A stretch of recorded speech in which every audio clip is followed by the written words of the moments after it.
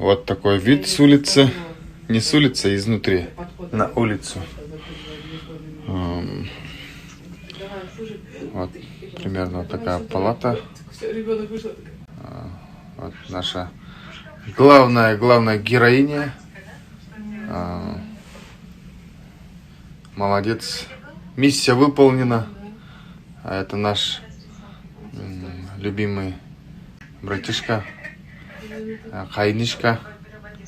Пришел нас поздравить. Спасибо огромное. Вот там общаемся с людьми. Вот цветы нам привез. Рахмат. Достар, ассаламу алейкум. Кече аялым жанымда болдум. Роддомдо. Негизинен бул өтө эле аябай эле кыйын экен.